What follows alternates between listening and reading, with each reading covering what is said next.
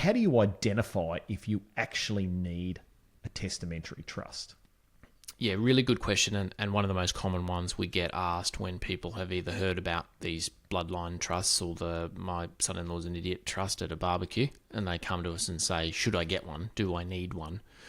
So here are the basic triggers of how we would guide people through it. Now, a word of warning, not everybody needs a testamentary trust as part of their estate plan, right? There are lawyers out there who like to write these for everyone. Just be careful with them because they're not necessary for everyone. But here's some examples of why I would recommend to a client that they could or would be necessary. Yeah, could consider it. Yeah, at least consider it. If you've worked hard, you've generated wealth, and it's the type of wealth that's worth protecting. Now, that means different things to different people. There's no magic number that we use to say, you've got too much money, you need a testamentary trust. The example I use for people is if your son or daughter get married and the relationship doesn't go the distance and you lose a portion of your son or daughter's inheritance to that then ex-spouse, how would that sit with you and how would that make you feel? And the example I use is sort of between, let's say you have two children, they're inheriting 50% each, potentially half that inheritance is up for grabs depending on lots of family law factors, the length of the relationship, all that fun stuff.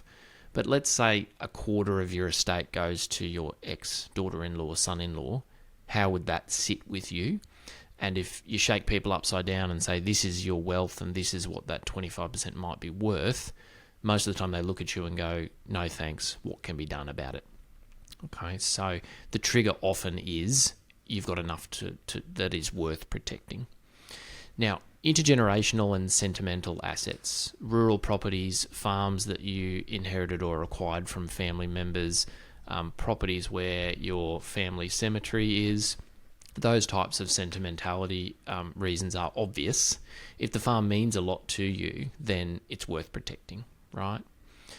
Remember our Forrest Gump events of life. None of us really know what's coming down the road. So if you've got an opportunity to protect it, then why wouldn't you? We also have to accept the fact that the divorce rate is significantly higher than it ever has been in the past. So it's a very real possibility for most families these days.